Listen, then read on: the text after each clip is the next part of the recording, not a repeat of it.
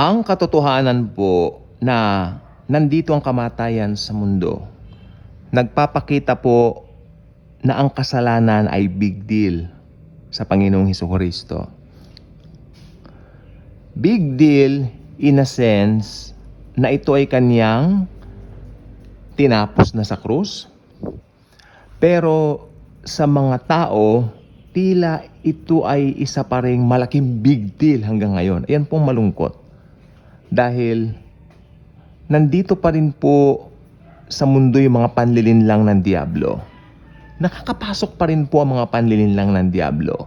Marami pong panlilinlang ang Diablo na hanggang ngayon ay nararanasan pa rin. At ang masaklap po nito, yung mga ibang Kristiyano na hindi naman po malalim sa salita ng Panginoong Hesukristo, madali rin pong magoyo ng mga maling katuruan na atin pong na-adapt. Dahil lang po sa mga sabi-sabi, tradisyon, kaugalian, o mga bagay na nagsisirculate na mula nung pinanganak tayo. Ito po ay hindi po maikakailat, maitatanggi. Isa po dito ay ang paniniwala sa mga multo. Multo means, ito yung pag namatay daw ang tao, nandito pa rin po sa lupa yung tao, kinukuha yung mga bakas niya, at nag-i-stay dito ng 40 dias o 40 days. At after that, pupunta na raw po kung saan siya nakadestin tumungo. Malaki po itong kalokohan, kahibangan, at walang saysay. Wala pong batayan ng mga ganyan na paniniwala. Pero bakit nangyayari yung mga bagay na nakakatuwa? Mga bagay na hindi maipaliwanag ika. Alam po ninyo, nung namatay po ang aking grandmother sa side ng aking daddy, ang dad ko po ay nakaupo doon sa tabi ng aking grandma when she passed away. Wala po kami noon dahil may lakad po kami. At daddy ko po tinawag syempre bilang mother niya. Opo, kailangan pong pumunta ng daddy ko para, at least kung pumano man yung lola ko, nandun po ang daddy ko sa tabi. Okay. Nakita ng daddy ko yung pagpikit ng mata ng lola ko bago ito malagutan ng hininga, hindi po ba? Noong namatay na yung lola ko, alam niya, patay na, no? Patay na, iniiyakan na and all that. Lumingon ang daddy ko doon sa left side niya, and then, pag ganun niya, nandoon yung lola ko, nakatingin daw sa kanya. Talagang nakatingin, lola ko yun. Tinignan ng daddy ko, "You are not my mother. My mom passed away," sabi ng daddy ko. "Satan," sabi niya, "lumayas ka. Hindi mo ako malilinlang." Then umalis yung kung sino man yon. Diba? Kasi alam ng daddy ko, ang daddy ko Bible reader, no? Believer ng Panginoong Jesus. Tagal na. Hindi siya malilinlang na mga ganyan. Kaya sabi ko po, iba na talaga pa nagbabasa ka ng Biblia. Nasa Bible po kasi yung mga katotohanan na gustong iparating sa atin ng Panginoong Hesukristo. Maraming panlilinlang ang Diablo na gusto niyang isipin natin na yung mga namatay nating mahal sa buhay, sila pa rin yon na nandito pa rin sa lupa, kinukuha nga raw ika yung mga bakas, no, mga ganyan. Tapos, nag-i-stay ng 40 dias dito at after that pupunta raw sa destination kung saan man. No, hindi po totoo 'yan. Ang pag namatay ang tao, pupunta agad dito sa kanyang destination.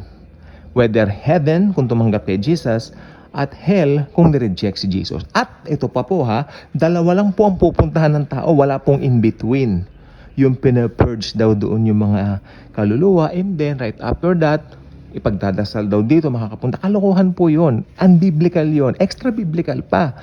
Di ba? So, when you read the Bible, read it with its context and read it according as it is.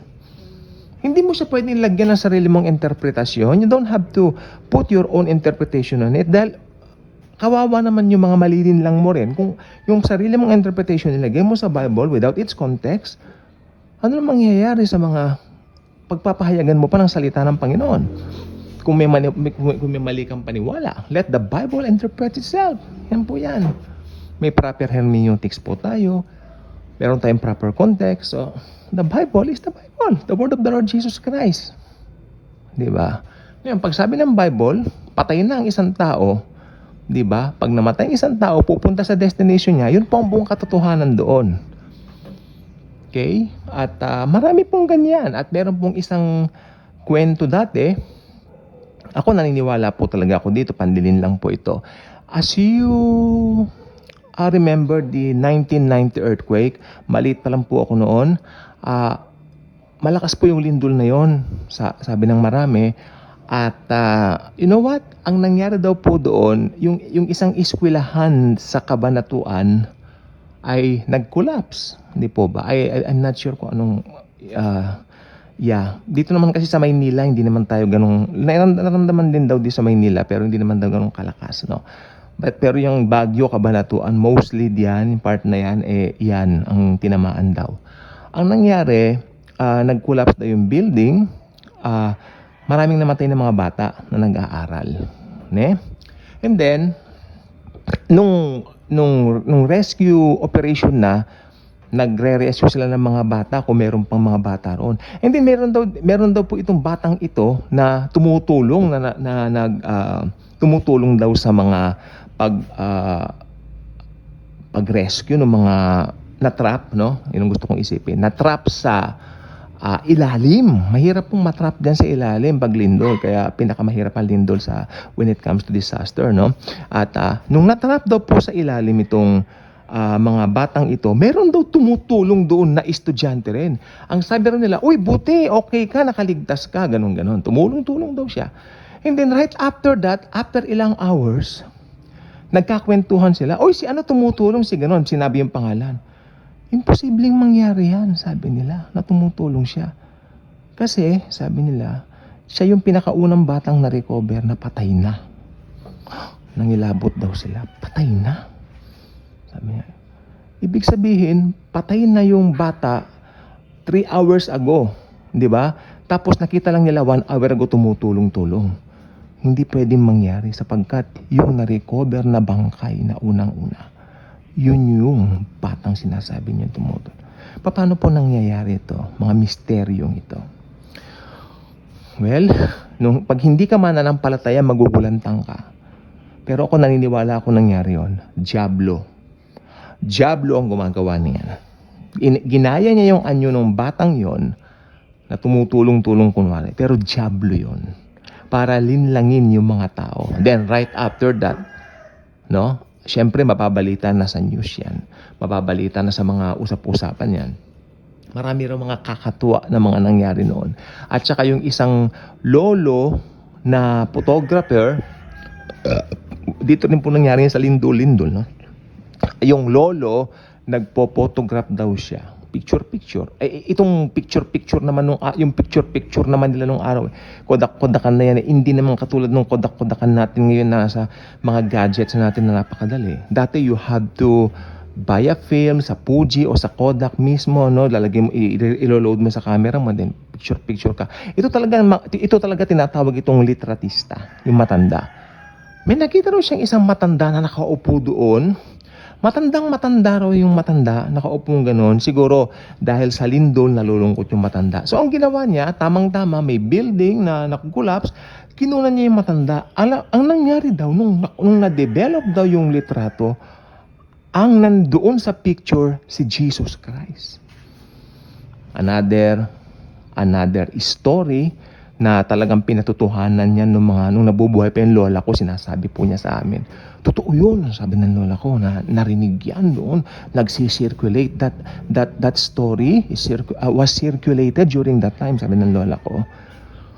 So, may mga totoong nangyari, but ang problema, sino yung nasa behind? Who's behind all of that? Satan himself.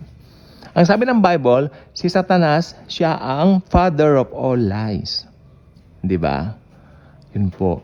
So, madami pong mga paraan ng diablo para linlangin ang mga tao. Ngayon, ang gusto ko lang pong sabihin sa inyo, pag namatay na ang isang tao, agad-agad pupunta ng langit kung tumanggap kay Jesus. At agad-agad din pupunta ng impyerno kung nireject si Jesus. Walang in-between na place. At lalong hindi po totoo yung nagiging multo, yung sinasabi po ng ilan na namatay yung bata, ay kinuha na siya ni Jesus para gawin siyang angel. It's not true. It's a big lie from the pit of hell, mga kaibigan at mga kababayan ko. Hindi po totoo yun. Huwag kayong maniniwala doon. Okay? Ang dyablo, si Satanas, ay mapanlin lang. Sabi ng Bible, magmamasquerade si Satan as an angel of light. Ngayon, baka pag may nakita kayong bata na naggaganyan-ganyan dyan na parang angel of light yun eh. Satanas pala yun. Mag-iingat po tayo. Read the Bible. Read the story of Jesus. Read the grace of Jesus. Kaya kung hindi ka pa nakasubscribe sa ating channel, I invite you to do so. Click the notification bell. Share this video. Share the wonderful love of the Savior, the Lord Jesus Christ. Promise ko, marami pang mga multo, mga aswang, mga ganyang kwento rito sa channel natin na mai-enjoy nyo rin po in the coming days. So, thank you, and Jesus truly loves us all.